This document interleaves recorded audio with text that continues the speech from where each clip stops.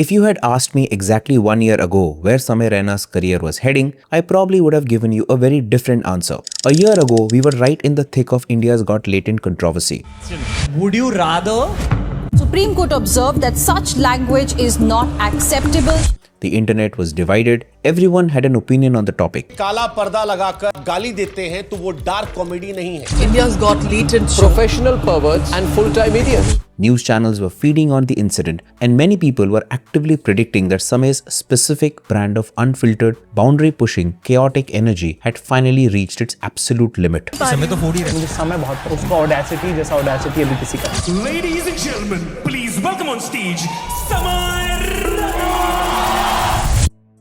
For more than a year, Samay had posted nothing on YouTube. The other performers who were part of that latent episode had moved back to their content world. Beer Biceps was back to podcasting, Ashish Chanchlani came out with Ekaki, the Rebel Kid was doing her content, but nothing from Samay. He was on international tours, selling out shows at Madison Square Garden, but nothing on YouTube. And what a guy, bro. Gervais करके जो बंदा है, he's that of India. नहीं थोड़ा Ricky Gervais Samay I think is much funnier. अच्छा. And on April 7th, 2026, he dropped his new comedy special, Still Alive, and the internet went wild. In a matter of weeks, it crossed 50 million views and shattered global YouTube records. I was traveling when it was released and couldn't watch it while on vacation, but after coming back, I gave it my full attention and I was amazed. More than the comebacks, more than the laughs, what I loved the most was how he structured this comedy special, and that is exactly what I want to talk about today. सब आ गए थे उस time पे भाई हमें खाने सब. शक्तिमान आ गया था यार. शक्तिमान really? शक्तिमान से कैसे लड़ेंगे यार? Samay distracts us with edgy, dark humor and the sheer audacity of how he performs it with such finesse. So we completely miss the underlying architecture of how he says it. Still Alive proves without a shadow of a doubt that Samay is not just a guy who says outrageous things for the sake of engagement. Underneath all that, there is a storytelling genius. Like a traditional screenplay, his comedy special has an Act 1, Act 2 and Act 3, clearly setting up the world, adding conflict and providing resolution. And today, I want to strip away all the noise and really break down the mechanics of why this new special is an absolute masterclass in narrative tension, structural setup and comedic payoff. वो कांप रही थी मेरी माँ मुझे देख के रो रही थी. I felt so shitty that I did this to her and I'm crying. She's crying. हम दोनों रो रहे हैं फोन पे. बाप मीम भेज रहा है. And the very first thing to talk about is how you open a show when the entire room is thinking about the exact same thing. When you walk onto the stage after a year defined by a massive controversy, the air in the room is heavy. Every single person in that audience and everyone watching through their screens is waiting for you to address it. Most comedians handle this in one of two ways. They either come out swinging, aggressively defending themselves and attacking their critics, which often alienates the audience and makes the comedian look bitter. Or they go the opposite route. They apologize profusely, they sanitize their act, and they spend the entire special trying to prove how much they have grown and learned, which completely kills the comedic momentum. Samay didn't do either of those things. He used the latent controversy, but neither as a shield nor as a weapon. He used it as the foundational premise for his entire narrative structure. He started by acknowledging the elephant in the room, but he did it from a very completely skewed perspective. Instead of talking about the moral implications or the public backlash, he hyper-focused on the incredibly mundane, highly specific logistical inconveniences the controversy caused in his day-to-day life. To give you a very specific example of how he executed this, look at how he sets the scene of the immediate fallout. You would expect him to talk about the police or the news anchors right away, but instead he takes us straight to his USA tour.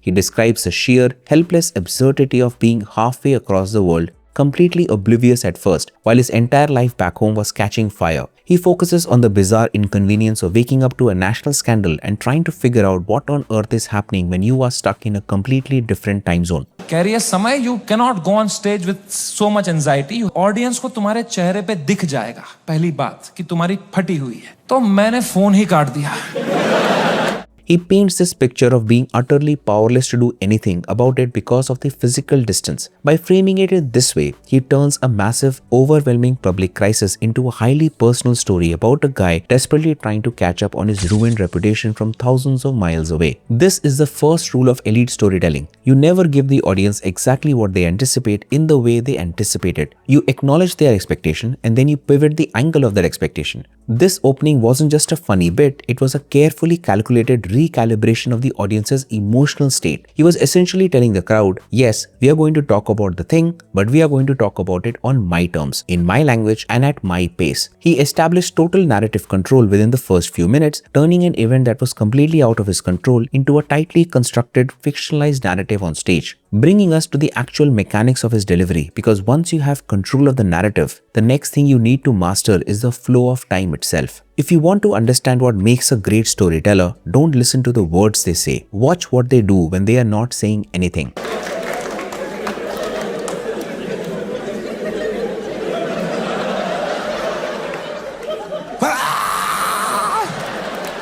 Samay deploys silence like a physical weapon. I genuinely believe that his pacing and his use of pauses are the most under-analyzed aspects of his comedy. We live in an era of content creation where everyone is terrified of dead air. The modern instinct is to fill every single microsecond with sound, with movement and with a punchline because we are terrified that the audience will scroll away or lose focus. Samay does the exact opposite. He forces you to sit in the quiet. There are moments in this new special where he sets up a premise, usually a premise that is walking a very fine, very dangerous line, and instead of immediately rushing to the punchline to relieve the tension, he stops. He lets the premise hang in the air, he looks at the audience and he waits. As a viewer, this is incredibly uncomfortable, but it is a design discomfort. In those 3 or 4 seconds of silence, your brain starts doing the work for him. You start imagining where the joke is going to go. The tension stretches and stretches like a rubber band, and because he is so comfortable in the silence, you are forced to surrender to his pacing. A perfect example of this in the special is when he talks about the collateral damage of the internet mob. There is a distinct moment where he stops being the loud, chaotic internet persona and lets the room go dead silent as he describes the crew members of his show. How the Mumbai police arrested his editor, how they are looking at each episode, making notes, asking all sorts of questions. I never thought कि editors तक को Yeah, they had inquiries. तो और कोई था भी नहीं तब इंडिया में. I guess हाँ, Samay was outside. Had to do it. हो गया. He doesn't immediately follow up with a laugh. He lets the sheer, depressing human wreckage of that digital mob lynching sit in the air. This slow burning in between the lines approach is a fundamental storytelling technique. It is the same principle that a thriller director uses when they hold a shot on a closed door for slightly too long. You know something is behind the door, but the delay makes the eventual reveal hit 10 times harder. कह रहा है he has 3 FIRs on him. मुझे भी तभी मालूम चला है. Samay is building suspense. When he finally does deliver the punchline to break that heavy atmosphere, the laughter isn't just a reaction to the joke being funny. The laughter is a physical release of the immense pressure he built up during the silence. He is pacing the narrative not by how fast he can talk, but how fast the audience can process the discomfort. That requires an incredible amount of confidence and a deep, almost instinct understanding of human psychology. It's a rhythmic mastery that you rarely see, and it serves as the perfect foundation for how he structures his larger jokes. Which brings us to how those jokes are actually built, because underneath that slow, methodical delivery is a mind that is operating at a completely different speed. पहले show से पहले ना मैं back stage chess खेल रहा था. किसी ने मेरी फोटो ली, मुझे टैग किया, मैंने स्टोरी में उसको शेयर कर दिया. ये स्टोरी हर न्यूज चैनल पे थी. ये चेस खेल रहा है वहां पे, इसको इंडिया लेके आओ, ये चेस खेल रहा है वहां पे.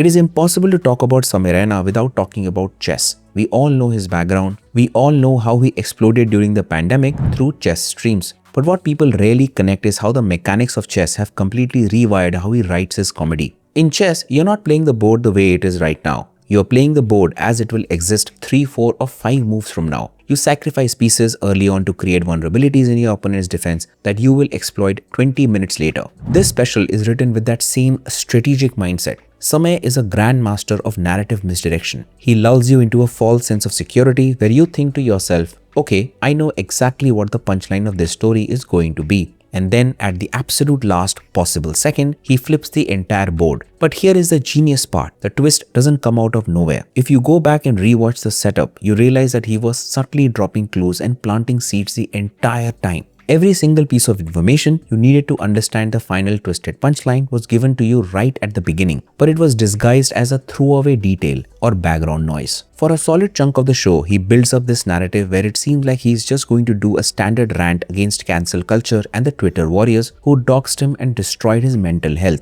You expect the punchline to be how the internet is so sensitive, but then he completely flips the board and brings in a joke about how melatonin helped him sleep like a baby. मजा ही आ गया. हवा में उड़ रहा था मैं वो खा के, उड़ता ही फिरूं, ठंडक मेरी बॉडी में। I slept like a baby, 16 घंटे नींद करी मैंने। And he uses that melatonin joke as a mini piece later in the special as well. Another example is how he talks about the cliche consolement guys give each other to cope with bad times. बहुत anxiety हो रही है बलराज भाई। मेरे सामने chat GPT पे डाला है उसने, फिर पढ़ के क्लीशे मार रहा है, भाई दिस टू शैल पास। इससे अच्छा चुप बैठो यार, ये क्लीशे मत दिया करो भाई। And then uses that same line again in a reverse manner to close the loop. मैं कहा बलराज, दिस टू शैल पास। मजा ही आ गया बोल के यार।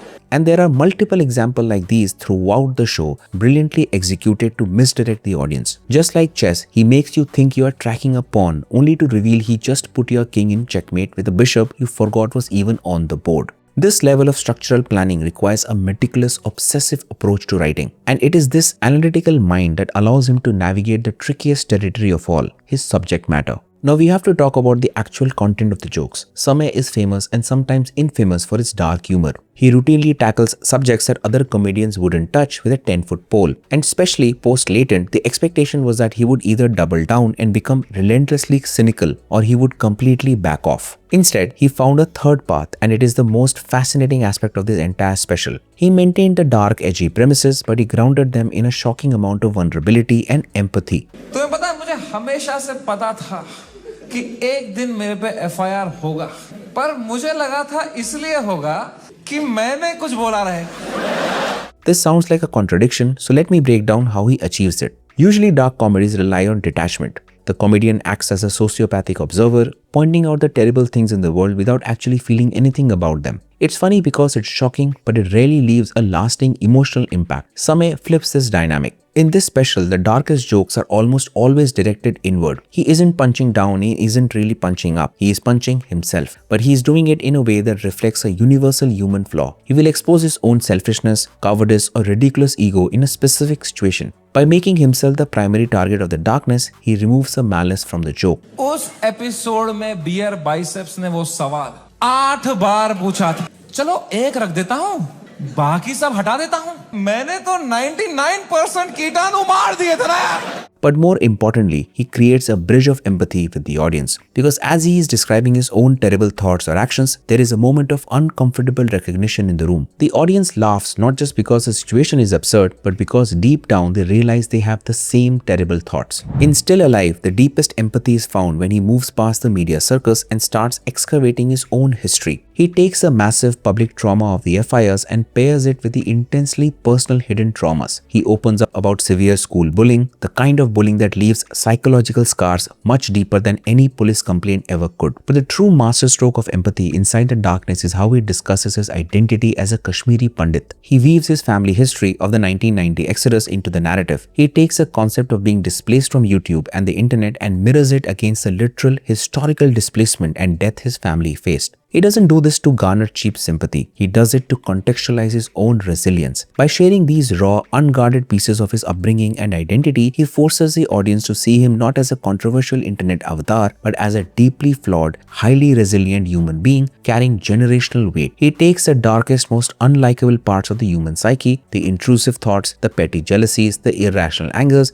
and he drags them into the light. This isn't just shock comedy anymore, but an observational comedy about the shadow self. It is storytelling that asks the audience to look into the mirror and laugh at the cracks. And to pull that off without alienating the room requires a masterclass in tone regulation. Which brings us to the final act of the special, where all these elements, the narrative control, the silence, the structural misdirection, and the vulnerable darkness collide in the most impressive way possible. रातों रात पूरा show हटाना पड़ गया मुझे YouTube से। मैंने किस तरह वो शो YouTube से डिलीट मारा है वो मुझे ही पता है। It broke me like anything, man. A callback is a standard tool in stand-up comedy. You mention something in the first 10 minutes and you bring it back in the last 5 minutes. It's a nice, neat way to tie a bow on a set and make the audience feel rewarded for paying attention. But what Samay does in the final 20 minutes of Still Alive isn't just a series of callbacks. It is a massive interlocking architectural structure in which every single thread from the entire hour suddenly weaves into a single cohesive narrative climax. It feels like just another isolated bit, but as the story progresses, you start noticing familiar elements. A character he briefly mentioned in chapter 2 suddenly plays a crucial role. A throwaway line from the opening 5 minutes becomes a central motivation for the climax. The ultimate payoff of the special is how he uses the entire hour of trauma dumping, the legal battles, the lost sponsorships, and the mental health struggles as one giant hour-long setup for the ultimate flex. After completely deconstructing the hell he was put through because of India's Got Latent, and right when the audience thinks the moral of the story is about surviving the fire and moving on, he drops the absolute hammer. He announces that he's bringing India's Got Latent back for season 2. I don't think इससे high point पे मेरा show and हो सकता था भाई. Let me refresh that. इससे high point पे मेरे शो का सीजन 1 एंड हो सकता था. Every single anecdote about the pain the show caused him becomes a preamble for the most defined, unapologetic comeback possible. It's a callback not just to a joke earlier in the set, but to the central controversy of his entire career, completely recontextualizing his victimhood as ultimate victory. The final convergence feels both incredibly surprising and completely inevitable. This is the absolute pinnacle of long-form storytelling. It transcends stand-up comedy and enters the realm of one-man theatrical performance. So what does this all mean for Samay Raina? It means that the conversation around him will soon change. The latent controversy might have been the catalyst that forced him to refine his craft, but this new special is a proof that he has evolved beyond the need for mere shock value. He has proven that you can be incredibly dark, fiercely unapologetic, and technically brilliant all at the same time. The fact that Still Alive is now the most watched full-length stand-up comedy special in the world on a single upload isn't just a testament to his fan base's loyalty. It's a testament to the undeniable quality of his writing. You're goddamn right. If you haven't watched this special yet, watch it. But don't just listen to the punchlines. Watch the structure, pay attention to the silence, and look out for the misdirection. And let me know in the comments below if you spotted the setups before the final act. Please subscribe to this channel for more such videos, and do check out our video on Aditya Dhar's next movie about Chandragupta Maurya right here. Thanks for watching, and I'll see you in the next one.